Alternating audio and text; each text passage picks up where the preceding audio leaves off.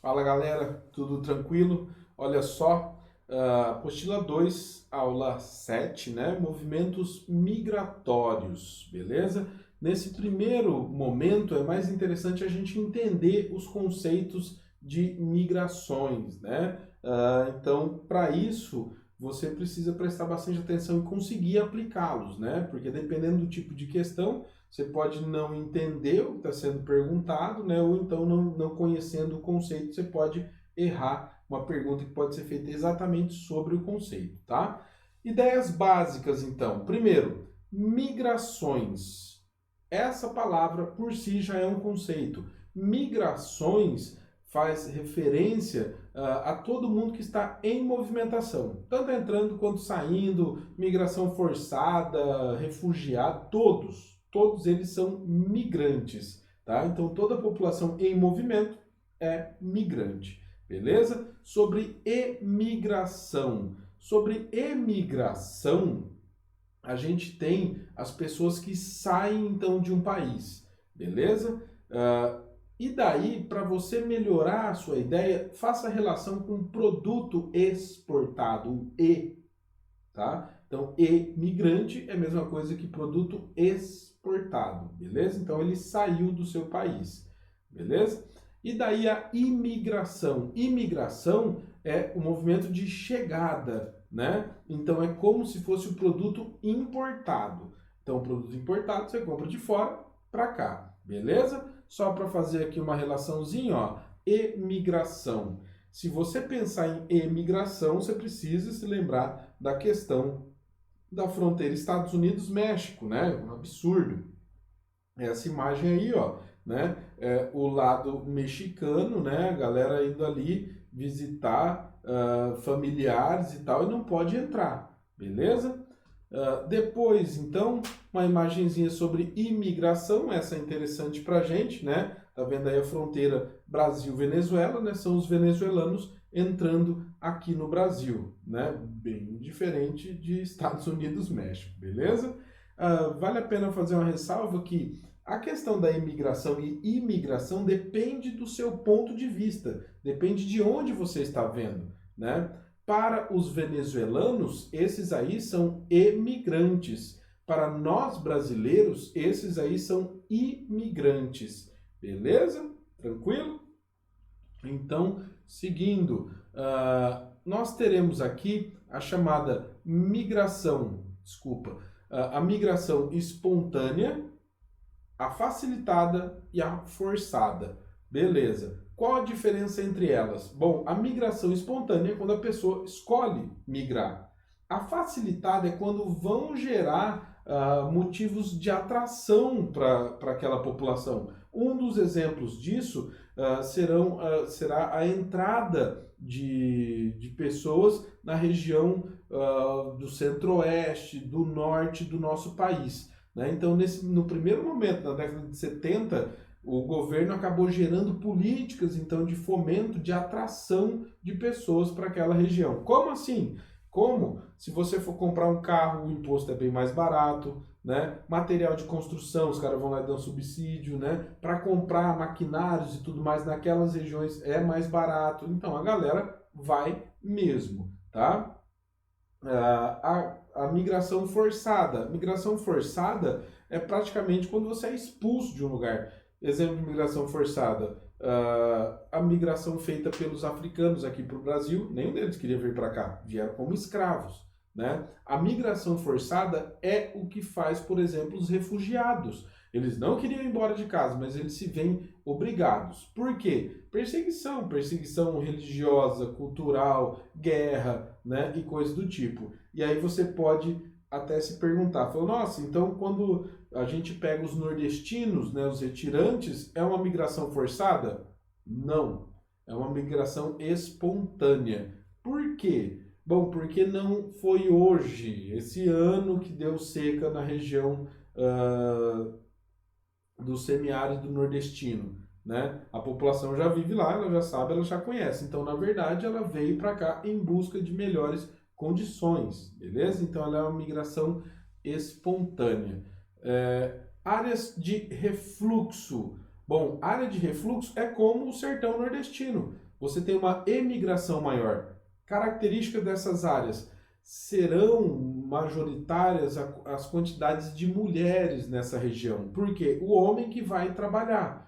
E daí, se ele consegue arrumar emprego e tudo mais, tal, e depois ele traz a família toda. Então, só fica a maioria de mulher porque a mulher fica com a família, fica com seus filhos, né? Nas áreas de afluxo, ou seja, de imigração, de entrada de pessoas, a maioria vai ser de homens, né? Por quê? Porque eles vão lá para tentar trabalhar, para tentar ganhar ali seu dinheiro, fazer sua vida, e aí depois eles tentam trazer a família de volta. Nossa, e se o cara abandonar a família e nunca mais der resposta? Você acha que é a primeira vez que vai acontecer, né? Pela região do Nordeste, do sertão nordestino, nem um pouco raro de você descobrir um caso desse, né? Migração líquida.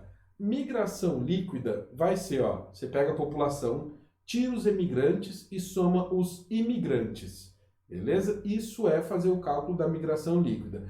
O resultado disso se chama movimento horizontal, beleza? Na maioria dos países, esse movimento horizontal você pode ignorar. Igual aqui no Brasil, ele fica praticamente zerado. A quantidade de pessoas que saem é quase igual à quantidade de pessoas que entram. Beleza? Por isso, quando a gente vai falar de população, dessas coisas, a gente acaba nem jogando a ideia de movimento horizontal. Agora, países como os Estados Unidos têm sim um movimento horizontal muito elevado, né? Principalmente, ele é positivo. Por quê? Porque a quantidade de imigrantes é muito maior que a quantidade de emigrantes. Mesmo vale para a Europa, né? Ou seja, são os locais que todo mundo vai, que todo mundo busca melhores condições de vida, né? E daí nós teremos os refugiados, né? Essa era a imagem que eu adiantei. O que vem a ser um refugiado?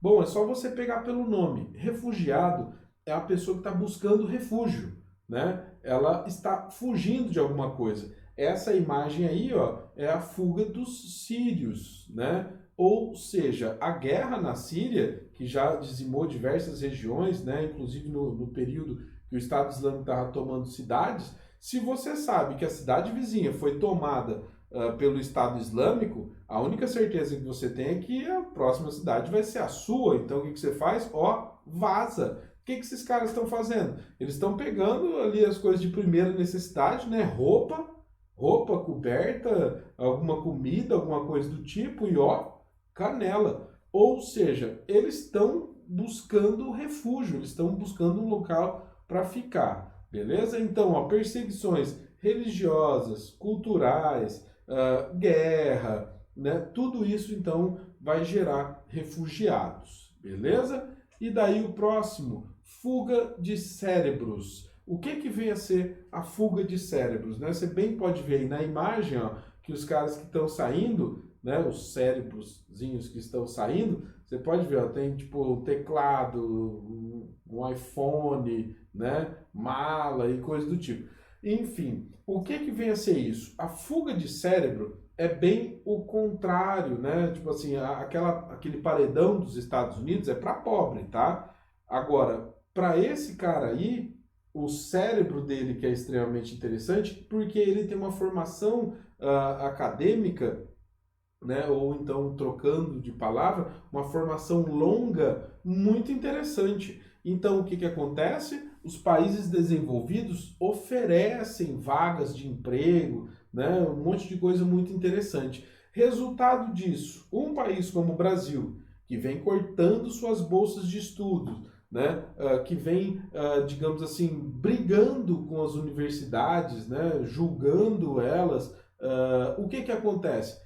Os profissionais que saem da faculdade, eles não vão ficar aqui, eles não têm apoio, não têm investimento, né? A CNPq cortando bolsas, né? Agora a nova, que quem é de ciências humanas não vai receber bolsa.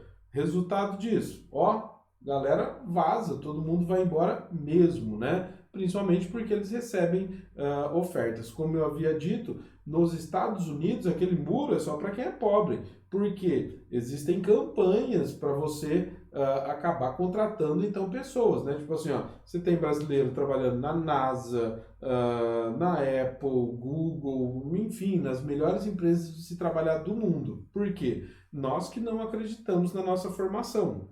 Eles sabem que a nossa formação é sim muito boa, né? E daí a chamada migração pendular. Migração pendular é um movimento de ida e volta, né? Ou seja, você faz o movimento do pêndulo. Então, na imagenzinha aí, ó, o cara acorda de manhã, pega o ônibus, é deixado lá no seu local de trabalho, né? E daí ele só volta à noite para sua casa. Então, quem mora nas cidadezinhas do entorno de Marília, que vem todo dia trabalhar em Marília e depois volta para casa, faz isso, faz a chamada migração pendular. A migração pendular dá origem à cidade dormitório, né? A cidade dormitório tem esse nome porque o cara só vai lá dormir. Aqui no entorno de Marília, isso nem é tão intenso. Agora, se a gente pensar uma cidade como Sorocaba, que fica encostada em São Paulo, é a maior cidade dormitório que nós teremos no nosso país. Beleza? Depois, a migração de transumância. É isso mesmo? A migração de transumância ou sazonal está relacionada com a estação do ano, com o período do ano, né? Eu coloquei aí para vocês, ó, uma imagem, né, de cortadores de cana, outra imagem dos caras apanhando tomate, um pé de tomate bem estranho, bem diferente, né? Bem grande. Mas o que acontece? Vai ser só durante um período do ano que os cortadores de cana vão trabalhar. Por exemplo, eles começam a trabalhar em março, de março até dezembro, né? E daí eles ficam nessa região durante esse período. Mas onde esse cara mora? Ele mora, sei lá no Nordeste, Maranhão, enfim, de onde ele mora. Mas ele passa a maior parte do ano aqui. Sim, mas ele não mora aqui. Ele está só desenvolvendo um trabalho. Beleza? E daí a gente tem o nomadismo. O que vem a ser o nomadismo? Nomadismo são as pessoas que não têm residência fixa, né? Diversos inuites, esses aí são ciganos, tá? São ciganos, isso logicamente na Europa, né? Dá pra gente perceber só pela qualidade do asfalto, né? Então, eles não possuem residência fixa, ou seja, são nômades, né? Existem diversos povos em regiões desérticas, regiões muito frias, né, que eles não vão possuir, então, uma residência fixa. Então, é exatamente sobre eles que nós estamos tratando. Beleza? Então, ó, abraço, senhores. Bons estudos aí para vocês e vamos em frente. Desce a lenha. Tchau, tchau. Beijão.